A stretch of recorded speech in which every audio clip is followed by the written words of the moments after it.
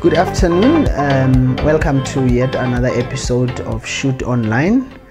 Today we have with us one of South Africa's top coaches, Mr. Cavin Johnson. Coach, welcome. I like the introduction, Jake's top coaches. I don't think so. I'm just one of the coaches of South Africa. But thank you for having me on your show. Thanks, Coach. And I hope we're able to share some good memories and good thoughts and the way forward for football. Yes, Coach. I mean, that's one of the reasons we have you here. But before we go into all that, Coach, you were in Egypt just recently, working at Ahly. I mean, tell us about the experience. Jakes, if I said the initial call from PItso Mosimane was a surprise, but also I'm trying to find the word. I'll find it for you. But being in football all my life and being part of the team or part of a team that beat Ahli, oh, yes. Before the call to go and work for Ahli was phenomenal. And then of course getting there and understanding what this giant is all about. When they say the team of the century, the club of the century, the team of Africa. When they said all those things, you got to understand where they're coming from. And the first 3-4 weeks was just an eye-opener. But then I met a few, the assistant to all of us, a guy by the name of Sammy Komsani. He was like the second assistant. And we started talking and started understanding. And credit has to go to him for teaching me or for telling me what Ahli is all about. Because he himself was also an Ahli player. Oh, yes. So understanding who Captain Bibo was, understanding what Abu Trekker did for the team, understanding what 70 million people do as supporters. 70 million. It is 70 million. It is 70 million. That's huge. Understanding what they've done with social media. The whole idea of social media is so big. I think you should spend some time there, Jakes. It's really, really something that I think we haven't even touched sides with it. Understanding that, we've been hit by a COVID pandemic. For 2 years, most teams in the world have not had supporters, but they have not had supporters for the last 10 years. Oh yeah, by the way, yes. Yes, so that is even more important to understand what they've done during with journalism, what they've done with social media, and how they've interacted with the two. And then of course the technical and the tactical side of it, what their players are all about, who does the scouting, who recruits the players, why they recruit the players. And then you look at what the coaches have done that were there before, who were the successful ones, who were the ones that did something positive for the team going forward. And then of course you come in and you bring in PItso Mosimane and his group of people, myself included, and how we change a little bit. But besides all that, the team has a culture. Okay. The team has a culture that they have to win, and they have to try and be better than the last generation. So I mean, we've had that in South Africa, the Kaizer Chiefs culture, the Orlando Pirates culture, the Sun. When you were there, do you think we have that here at home? I think we lack a little bit about it. We don't have it as strong as they do, and we don't interact as strong as they do towards their players. Okay. My simple answer was that, and I look at it, I might be wrong, I might be right, but I'm saying, does the current crop of Pirates players know who Nick Sishweni was? Probably not. Does the current crop of players at Pirates know what it is to wear a number 10 jersey? Or who wore that jersey? Do they know what it took for them to win the treble? And what are their thoughts on bettering the treble? What the treble was. So at Ahli, are you saying that, say, the current crop that PItso has are aware of who Abu Treka is, of who Motiap is, and what they've achieved before, and how do they get that information? That was another surprise, Jakes, that I found exactly what you're saying. The players knew exactly what Bibo did. The president. Imagine Bibo played so many years ago. So many years, they knew exactly who he was, what game he scored in, what game he scored to win the final in certain moments at that time. They know exactly what Abu Treka was. And the typical example is they actually worship these people of the past, the current players. And they pray all the time to improve on what the previous guys achieved. Did. I mean, I'm thinking here, you have a Kaizer Motaung who was a superstar in his time, owning a club. Chances are the Chiefs guys don't even know what he achieved as a player. I think so. I honestly think that's why our teams are not getting better. But who's to blame? I mean, for me, it's about, Jakes is the same like you. If I was a club owner, because of the intelligence that you have as far as media, as far as writing, as far as putting the proper word out there to my supporters about who our team is, then I will hire you. I don't need to hire you to tell you what to do. I need to hire someone who's going to tell me how better we're going to improve our club. And that is where I think we still lack a bit, because we're always hiring people that we want to tell what to do. We're not hiring people who comes and say, to get us to the next level, we need to do one, because they're experts at whatever you're hiring them for. You went to school for that. And you are the best at that. So I expect you to do the best. And if you don't do the best, then we can find someone else. Part ways, I mean, talking of that, coach, your stay at Ahly was not as long as it was supposed to be. What happened there?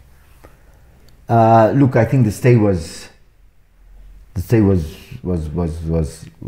very, very successful. 2 Champions Leagues, a Super Cup, a World Cup, and it's like I've been telling the people, it's like getting divorced. Jakes, we might be married for 2 years, 3 years, but there are certain things in our lives that just don't go together, but we don't make it public to say why we're getting divorced. We'd like to get divorced and know that if I turn the corner and something really happens and I bump my head and I'm able to realize how grateful I was to have you as a partner, then maybe I can still come back. And that's exactly what happened at Ahli. We had a simple divorce, but there was nothing to do with this, that, whatever. The divorce was amicable. Let's get divorced, but the door is always open, and I know if ever I go to Egypt, I can walk into Ahli and I might even maybe get a job again at Ahli. You never know. But it's always there. The experience, I mean, surely it has made you a better coach? Yes. Yes, as far as the African continent is concerned, it has made me a much better coach. As far as coming home, and if you're able to get a better job, that you're able to impart the knowledge to our South African players and tell them, guys, the world is an oyster. And for me, I've always said, we have some of the best players in the world. we have just not been exposed to the right competitions in order to see the tree from the hoods, or the wood from the trees. You understand what I'm saying? Sure. We just have not been exposed, and we tend to go as far as the airport, but we never catch the plane. Okay. That for me is what we need to. What surprises me, Coach, is you go and work at Ahli, a man of your experience. I mean, yes, you don't regard yourself as a top coach, but when you look at your record, I mean, one of the things you've done that we all know you for is you know what talent is. You've produced so many of them. You've spotted them. You've groomed them into being the stars that they are. You could have won the league. You finished runners-up. You were the first guy in South Africa to beat Ahli. You haven't had anybody calling. Why is that? I mean, I'm thinking if I owned a club and a guy goes and works for Ahli and he comes back, I'll be rushing to get him to join my club in whatever capacity. In one moment, Jakes, I asked myself the same thing, but at the same time I also looked at the timing of when I came back. I think it's just on 3 months now. Yeah, it's 3 months now.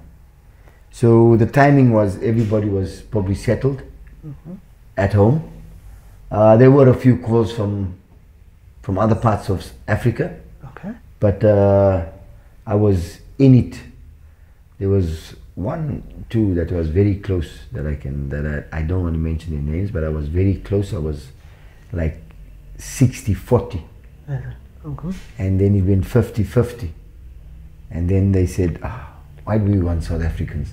Let's get someone else. That was one of them that I can blame. But at the same time, you know, the other part is that a lot was said about what our salary was at Ahli. Okay. And sometimes I don't think the people realize we're still working in Africa. Yeah. We might be getting paid in US dollars, which is normal when you go out of South Africa. Okay. You try and earn your money in US dollars. And we've been taught in South Africa that the minute you say US dollars, it's a lot. that man is rich. That man is rich. Yeah. And it's not like that. Okay. Yes, I went to Ahli. There's no doubt you have to earn. Yeah.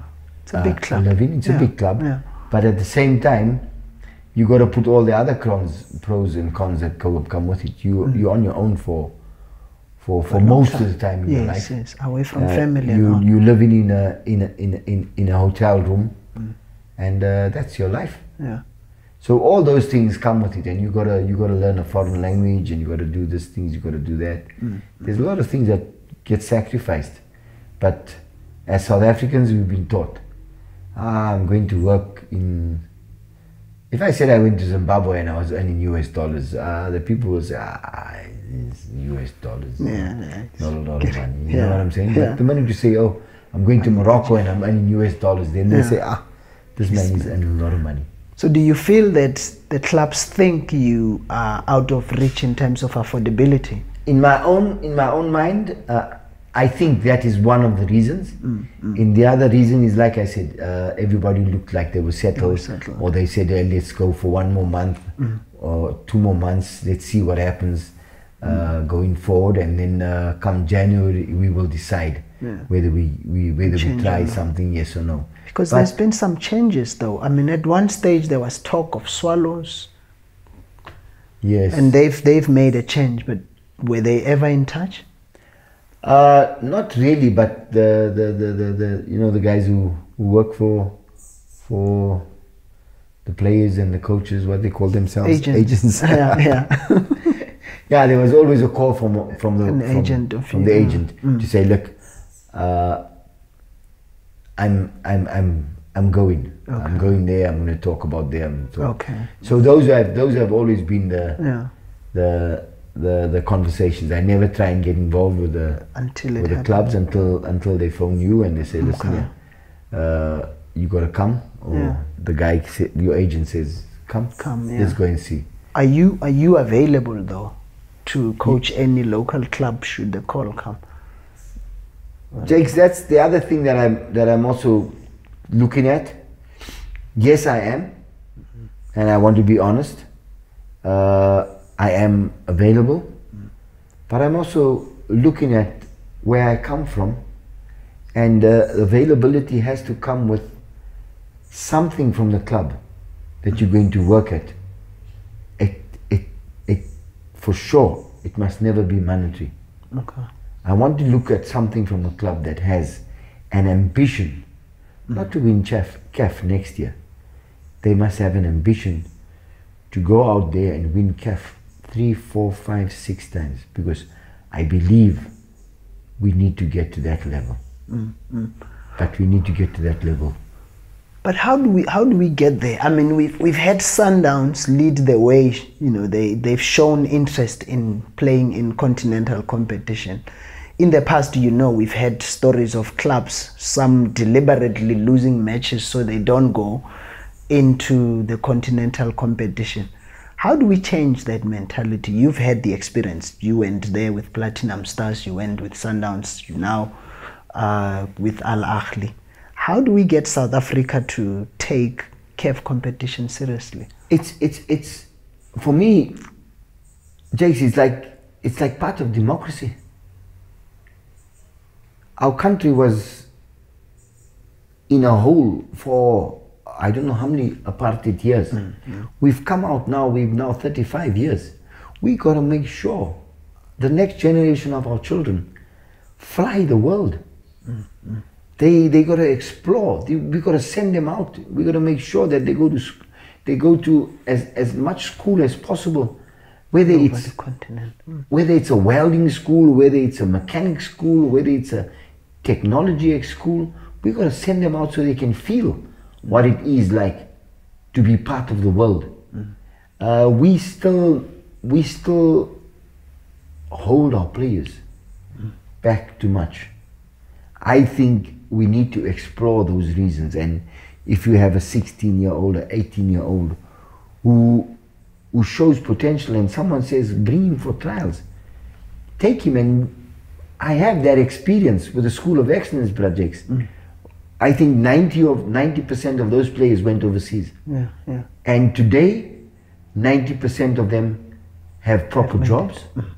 90% of them are grateful for what we've done for them. And some of them are millionaires because of football. But it's because we showed them. And this is what we need to do for our players now. We need to show them because what the world is all about. And like you say, our club owners need to be ambitious. And we need to have more club owners that stay alive within the PSL for longer periods than this changing all the time. So you talk about exposing our players, sending them out, and like you said, with the School of Excellence, you guys did that. We have the Steven Pinars because of that. But we don't seem to have that anymore. Are you sitting where you are and feeling that you could probably be better used nationally as somebody who focuses on development of players, because it's an area you've just excelled in? I mean, there's a few young ones that you have already brought up now as well. Jakes, my first thing is that what you say is I appreciate that very much, and I'd like to put back there. But my second impression is that I've been at the club of the century. I'd like to take that at one of the levels of one of our clubs or a club in Africa and make them realize that there's not only one player like that in Africa, there's not only one team like that in Africa, there's many teams like that in Africa. All we need is to get the players to one more level and then go. So I'd like to try, if it's possible, to do it at senior level first. And if it doesn't work, then I'm going to give it my last shot now. And if it doesn't work, then definitely I'm gonna part what I know works, because I know that works in South Africa. That's what we did at the School of Excellence. It works. Yeah. And there's nobody for a long time now that has been able to replicate that. Yes. And the people are still alive who made that thing That's work. the thing. Yes. And for me, that is so sad that we, and this is where I'm saying is that there's nobody who's able to replicate the Stephen Pinnars, the Jeffrey Ntukas, the Dylan Shepherds, and the Zita Mofokeng. There's nobody who's replicating that. And so that generation is going to be lost. There's nobody replicating the 96. It's 1996 now, it's 2021. How many years is there? Almost 25 years. There's nobody who's able to replicate that generation of players. Yet the talent is there. It's not like we don't have it, is it? That's the shame that I put on myself as a South African, because we cannot, at this moment, like we speak now, there's nobody better than Neil Tovey as a captain of the national team. Can you imagine? 26 So you understand what I'm saying, yeah. Rajesh? And there's nobody better than Doctor Khumalo. Is it because we are not an ambitious nation? I mean, you spoke of how at Ahly, these current players know of what the guys did there, and they're saying, we want to be remembered, we want to make a name for ourselves. What's wrong with us? Why don't we want to erase a Doctor Khumalo? Because it's almost like even the current players are content to refer to Doctor Khumalo instead of them being the ones who are referred to. Exactly. It's like, what South African player is going to replicate Benny McCarthy? Our current crop of players that are in Europe now is not better than Lucas Radebe. No one. Oh. Nobody is better than Lucas Radebe now. And Lucas Radebe has stopped playing almost 10 years ago. Almost 10, 11 years ago. Yeah. There's nobody better than him. So we need to find the problem, the churning out of players that want to be better than Lucas Radebe. But I think I don't know, is it because we live for instant gratification now? I look at our industry as well, it's almost similar things. Like, yes. People come in, but there's nothing that says, I want to be the next Thomas Kwenaite, I want to be better than Thomas Kwenaite. Those kind of things. Yes, I see. I see what it's almost like a national problem. It's exactly the same. It's like we have as long as there's this thing going around on our players, as long as they have a GTI, they're fine. Sharp. That's a problem. That's a serious problem. Now, Coach, you've just got back from Ahly. Just the other day, the draw for the Champions League was done, and Sundowns and Ahly are going to be facing each other again. You were with them. Just share with us, that experience of having been a South African. You go to Ahly, and then you come back with PItso, and you guys face Sundowns. How was that? We remember how the people reacted to PItso at Sedgeville Stadium, at Super Stadium. Look, the first time, which was at Super Stadium, the build up to the game, I think PItso did a really, really good job. The one thing that you must remember is that he had just left Sundowns, so the personnel at Sundowns was still in his blood. Oh yes. He could still see the players' movements and where they were going, what they were doing.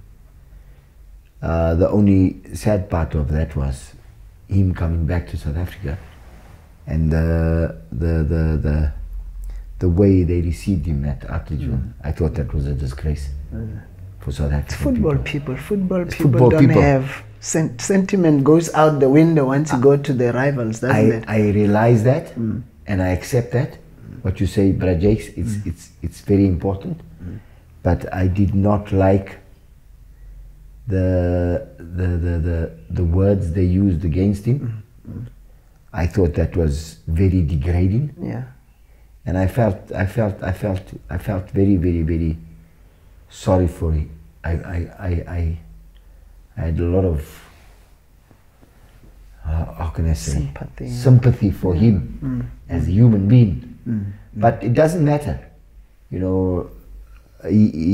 Football wise, he did a good job, and we made sure that we got to Pretoria and we were able to do what the job we were supposed to do, and that was draw with him, and then go to Egypt and beat them. Yeah. So that was done and dusted. The next draw this year, in all respect to Ahly, they've improved their team a little bit, but I think in all respect to Sundowns, they are playing a different brand of football, and they are showing their intent. And I think it's also a different level now, because the three guys that are in charge of Sundowns, which is Mangoba, Steve and Rulani, they've also cut their teeth a little bit longer with the current crop of players they have. And yeah, I'm looking forward to a very, very, very, very good and very, very tough competition within to get out of that group stages. I'm not giving it to any of them. I think it's going to be a good fight, because PItso has been now at Ahly for the season, and Mangoba, Steve and Rulani have been at Sundowns now for a season as well, and they've changed the personnel, and so has PItso changed the personnel. So yes, it's going to be a nice fight, which I think Sundowns, they've matured, and Ahly have always been there. They're going to give you a good competition. I mean, speaking of Sundowns, they continue to dominate South African football. I mean, we went into the Christmas break with them leading by about 14 points. Since you've come back, what have you made of what's happening in the local game? Why do Sundowns dominate the way they do, and why are the others lagging behind? I want to put it down as consistency with Sundowns, because they keep on buying players and releasing players at the end of every season, and they have the financial gripe behind them, but they change little things all the time. They have a new physical trainer now, who also works for Gambia. They've included three coaches, head coaches, and they seem to be able to be working together. It's very rare that works, because it's very difficult.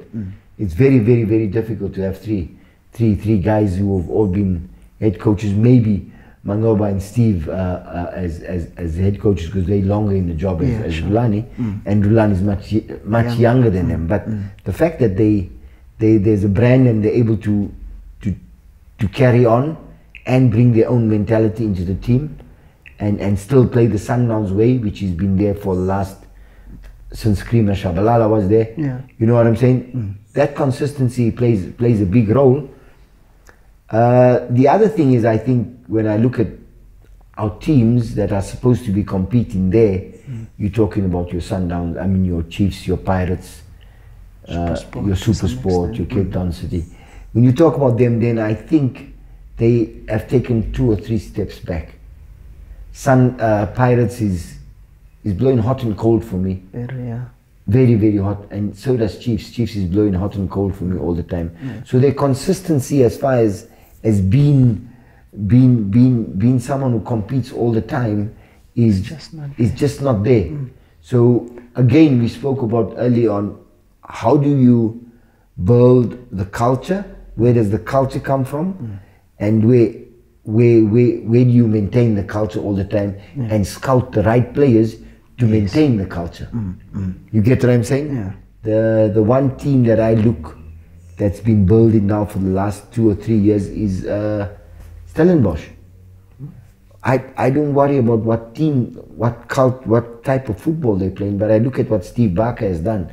He's keeping the team at a certain level for longer periods than other teams. When he started, he was always struggling, and when he came into the league, it was always like, you know, I'm new in the season, I'm going to build, I'm going to build. Yeah, sure. And now he's really, really stable. If they give him longer time, then everything else will fall in place, and yeah, he should be one of the better teams. Yeah, I mean, you mentioned Steve. I mean, I look at our league, and I mean, I'm speaking to you. You're sitting here without a job, and I mean, it's something that has sort of bothered me over the years. That too often it seems like our clubs tend to want to go outside looking for coaches, whereas a lot of local coaches have proven themselves. Why do you think that is? That is if I have to be blunt, then I think we like an accent. So I want to go out to France or to Spain and come back with an accent. Yeah. I also do believe that we think that if we go out and we hired a different person, maybe he would come and we would live again like in the old days, whereby only the work works. Yeah, because I'm thinking, I mean, one club the other time hired a coach, and they were talking about, oh, he has a UEFA or some top qualification, and I checked, he actually didn't have it. He was working on it. But coaches like yourself, I mean, you have your CAF, what do you have? Level 3 licenses. You've done your Brazilian ones, and our clubs just don't seem to have confidence in our local coaches. That's a big shame, because when you do go to other countries and you do see who they hire, especially in Europe, they only hire Europeans. Yes. Pep Guardiola is a European, Jose Mourinho is a European, so the European clubs hire them. Yeah. In Africa, we tend to still colonialize ourselves. Yes. We colonialize ourselves, which is very sad, because we're supposed to be moving away from that to show the world why we are so rich. I mean, there's countries I've been to in Africa, and the people say, oh, there's poverty and things like that, and really, they're the richest nation with the most diamonds, but they've got poverty. And this is what the other thing is I also found out in Egypt, is that there's no poverty. There's poor people, but people who don't have proper homes, but there's no poverty. And why is that? Because the rich feed the poor. Okay. We make sure that the people don't go to bed hungry, because you are my brother. Yeah. So if you're in the street, I will make sure you don't go to bed hungry. Which we don't have here. I mean, as you know, we have actually the biggest gap between the haves and the have-nots in our country. And that for me was so heartwarming, and really understand when the guy who sat next to me, Sammy is rich, he's the same, he's in the same bracket as I am. We have a house, we have a family, we have a car and everything. But Sammy would make sure that the man down the street never goes hungry. Yeah. You would buy him food every day. Do you understand? Something we don't have here at home. And that's for me was the ultimate. And after that, I started buying food. I would buy people food on the street. If I seen them, I give them. I said, yes, food. Don't ask me for money. Yes, food. Yes. Eat. So Egypt was an eye opener for you. For a lot of things that we don't do in our country, I'd like to introduce it here. Like I says, there's 120 million people there, but there's no hunger. Yeah. And that is something very good to have, I think, in any country. Yeah. Coach, now what are you working on? I mean, obviously waiting for an opportunity to coach some club to help them become like Ahli, but what are you doing at home, other than getting back to my family, understanding my daughter who plays hockey, giving them advice, working. I've been to a couple of schools that I've said, let's try and start a development thing. And then on the other hand is also looking at the different forms of who's playing, what's playing, the different, the bigger clubs, younger clubs in Africa. Okay. I've taken a big interest in Africa now. Okay. Simba, Yanga, Raja Casablanca. You watched those? I'm watching them a lot more than I used to before. Yeah. Understanding the different, because they're big clubs. I mean, like clubs. Simba. Simba's got a 30 million supporting base, you know, and you take a job like that if it came along. Oh yes, for sure, because it's an interesting job. Yeah, they have a 30-year-old lady CEO, and she's powerful. Yeah, she's taken the club to other heights. I think she's 30 or 31 year old. She's a Portuguese lady. Yeah. I think her name is Barbosa or Cardosa, something like that. She's taking him to, so I'm looking at it. Yeah. I also watch, Senzo Massingiza. Yeah, he's the for Pirates, he's also there. And he's busy with Yanga. Yeah. He was busy with Simba. And then he moved, yes. Yes, and then there's a guy in, there's a team in Zambia that I was also worried about they contact me for the development. And the guy that's actually running the team is a guy from South Africa. He's from Durban. Is it? Yes. So doors are opened out there, and I think it's what you and PItso did by going to Ahli has shown the rest of the other coaches that we can move along. Just as all these Europeans are coming into our place, why can't we also?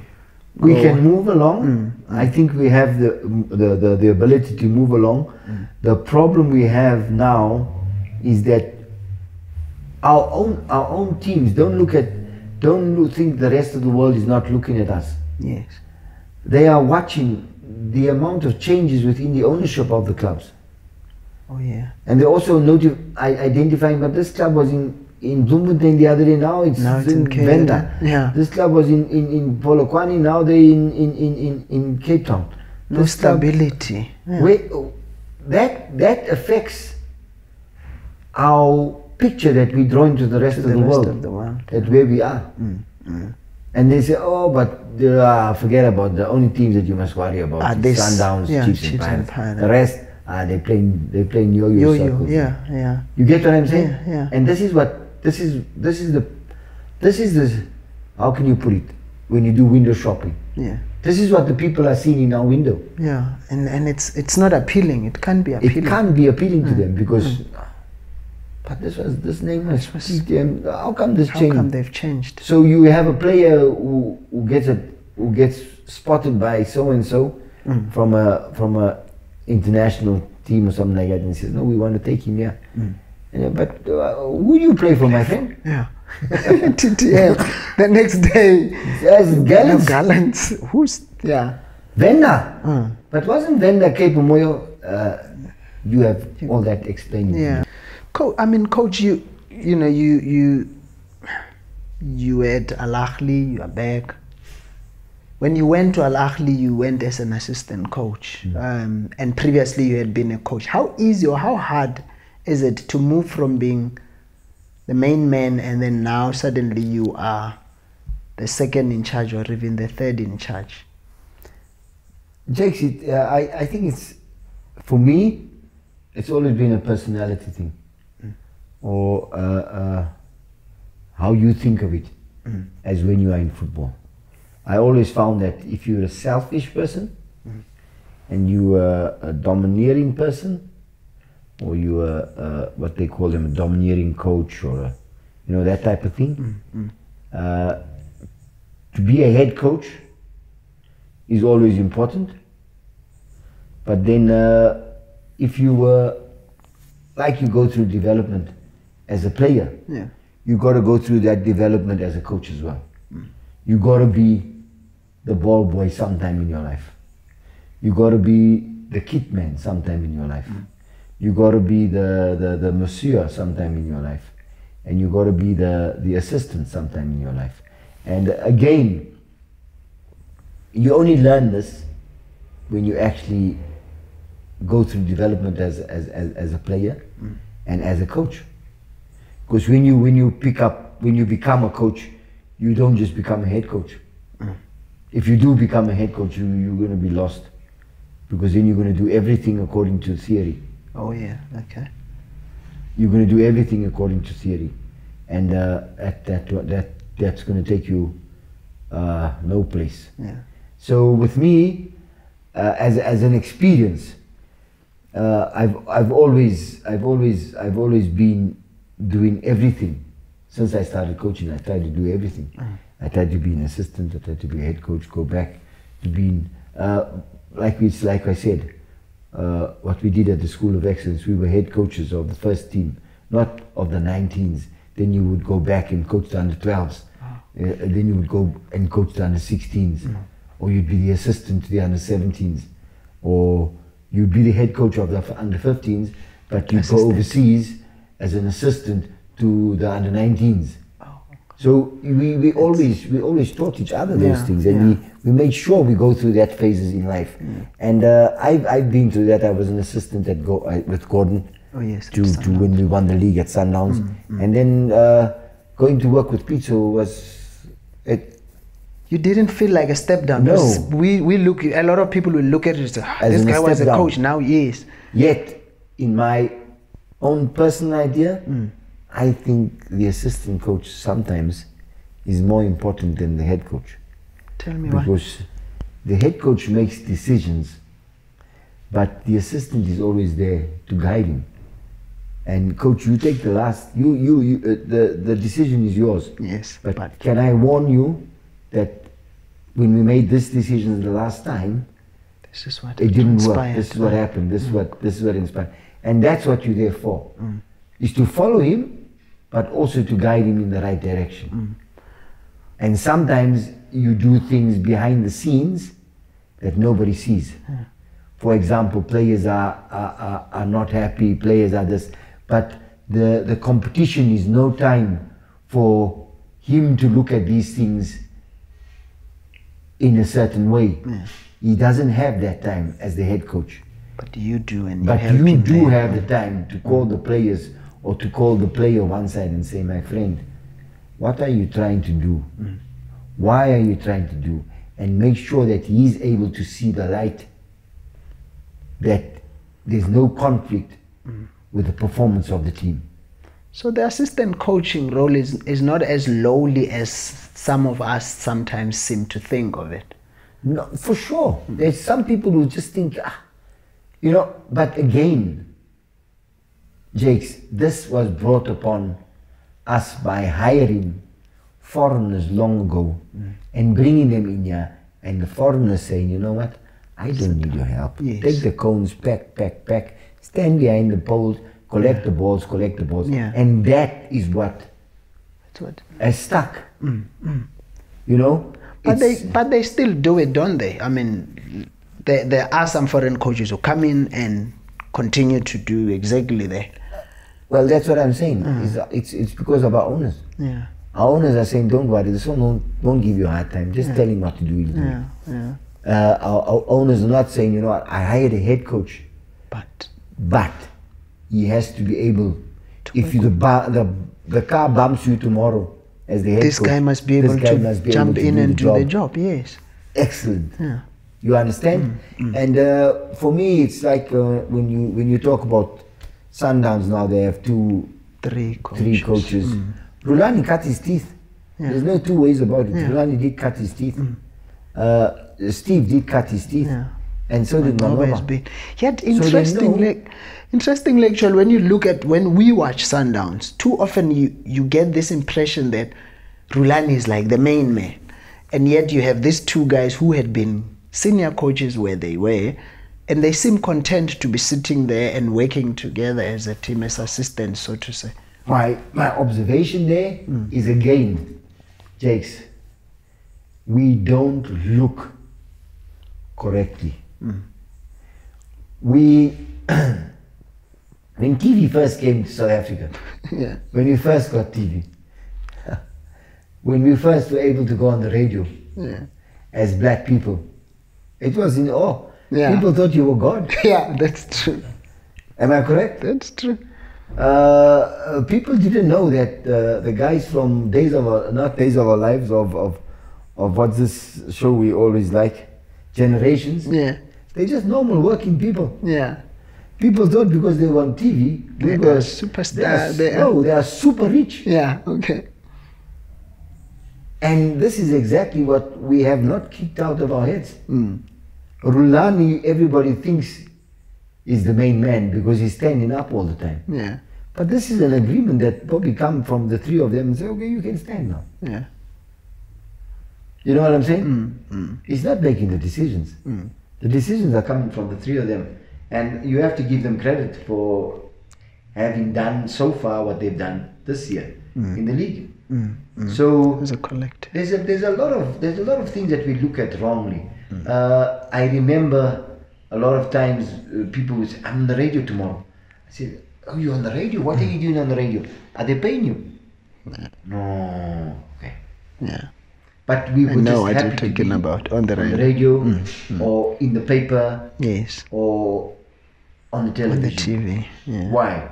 Because Seen. we were told long ago that those people Are very important and very rich. and they're important. You see what I'm saying? Yeah, yeah. And that for me is the misconception that we get when we do watch. When we watch that. So coach, I mean, you've been you've coached outside the continent and you've said outside the country and you've said you can go. Is it something you would advise our local coaches to think about, to try out other countries? Yes, by all means, I would give them that. But to make sure that you don't get exploited. Remember, Jakes, the rest of Africa is at least 2 steps ahead of us, or 3 steps ahead of us, as far as manipulating people is concerned, as far as democracy is concerned, as far as robbing is concerned. Yeah. They are Street smart.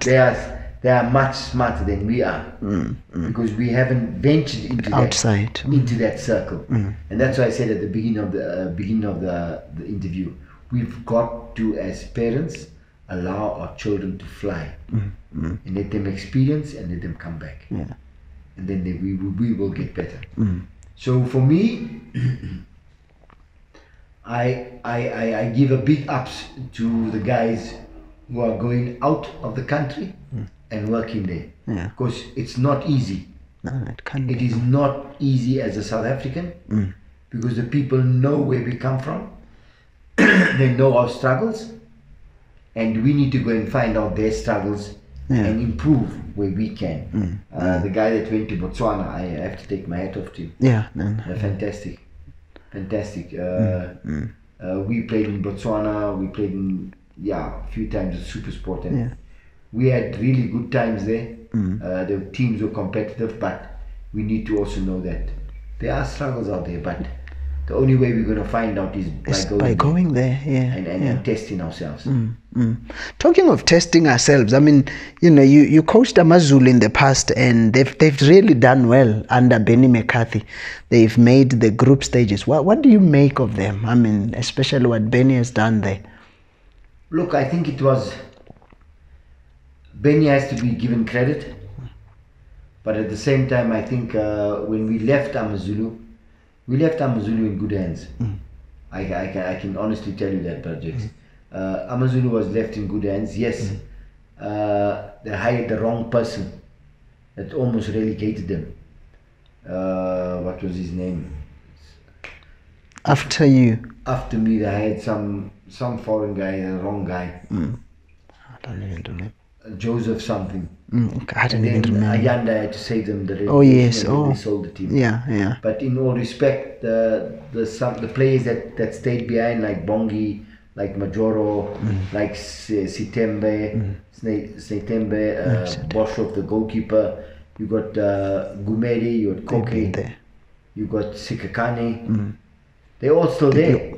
So a lot of the core players that were there when I was there, they stayed. But then Benny came And you have to give credit to Benny as well, and the new owners. You have to give them credit. Suppose, also they look like they've caught on to what Amazulu should be like, and Benny added quality players, Mulenga, Kalinga, Mamela, he's added some quality players, and of course we know what Ben is like. Ben is a good coach. He's building, he's getting stronger and stronger, and then he brought in his own technical team as well, which is Munib, and he brought in the guy Nomvete, and he brought in the guy from Cape Town. I think it's Vaseli or something. Oh yes, yes. But the stroke of Nomvete is a genius stroke, because like I said, the one team that has a long, strong culture, that has not changed a province or changed a place, is Amazulu. And I said this when I was there, there's only one team in the world that's called Amazulu, and that's Amazulu. And they've never moved provinces. So there is a team that can build a culture, or that has a culture, that has stability.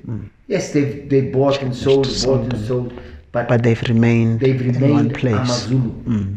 And that for me is important to understand, and it looks like the new owners are able to go on with that vein.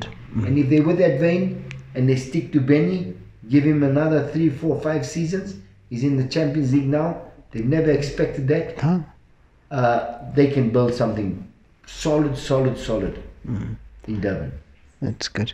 Coach, thanks so much. But just before, the Nations Cup is starting and we are not there. We are not even going to the World Cup as South Africa. How does that make you feel as a South African, as a coach? Very sad.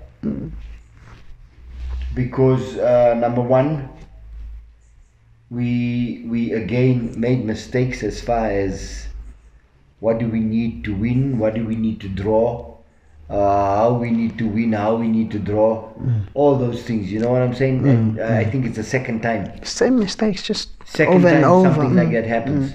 If I'm not sure, if I'm not mistaken, you can correct me. Sure. You the guy that we keep doing that a lot. We do that all the time, and for me that is really unacceptable.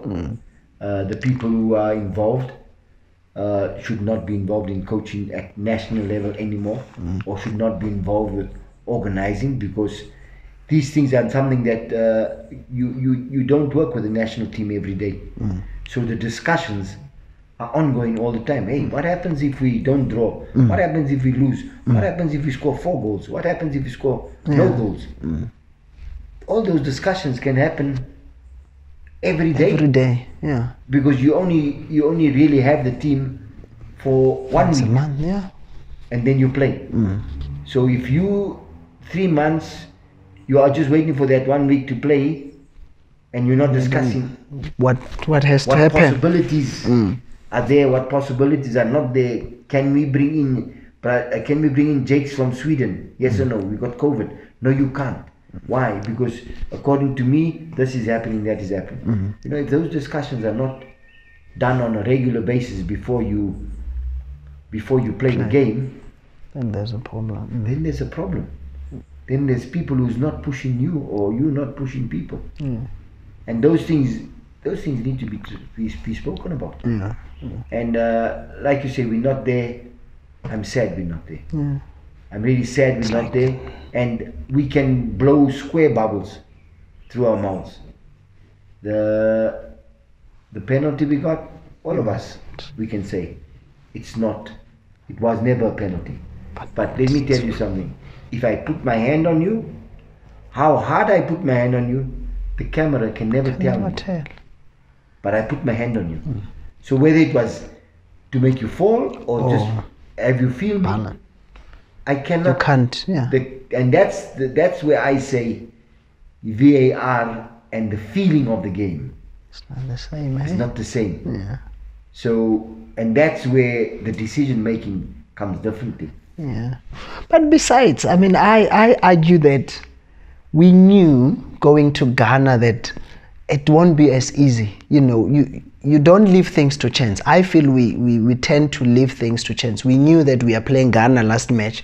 We could have won our matches here at home and qualify. You qualify before. You don't leave it to chance. With history and experience, we should have known that to get out of Ghana was just not going to be easy. Now that's exactly, Jakes, you answer the questions all the time. Previously, how did we lose? We lost the same way. Yes. So now we are in the same best. Why don't you tell, hey, my friend, Hugo Bruce, you're the coach of this team, huh? Yeah. You cannot leave it to the last game. No. Because if you leave it to the last game, we are out. Our Muti tells us, and this is where I can tell you, now we believe in Muti. Yeah. Our Muti tells us that if you leave it to the last game, we are out. It will not happen. It will not happen. Yeah. Yeah. Are you sure? You believe it? Yes. So what you must do? Get it done before. Get it done Just before. qualify before. And it's not like we don't have the quality. No, we had. We have the quality. Yeah. We have the quality, because now we say, oh, we're building. 2026 is the next World Cup. When's the next World Cup? 2028? Yeah. I don't know. 2020. Yeah, 2026. 2026 is the next World Cup, Yeah. my friend. No, we can't. Look. Yeah. Carlos Queiroz has been told already. Yeah. No. You go to the. I know. If you don't qualify for the World Cup, you're out. I was speaking to Roger the other day. Same. He says they know. Yeah, Nations Cup is fine, but Egypt want to go to the World Cup. Exactly. Yeah. And that's the ultimate for them. We should have done. You're going to qualify for the World Cup? Yes. Okay. Go to the Nations Cup. Play. Whatever. We want to go to the World Cup. That's how we. But we don't. Instead, we want to try and help and complain and send letters to FIFA. Anyway, Coach, thank you so much for your time, and we wish you all the best. We hope to see you on the sidelines. Somebody has to give you a job. They must give you a job. Thank you, Jakes. But at the same time, I wish you all the best. Thanks, and Coach. seeing that we're doing this interview before the 2022, all the best to you and your family and all your viewers. Yeah. And the moment I do get a job, you will be the first one to know. Thanks, have Coach. an interview with us. Thank you.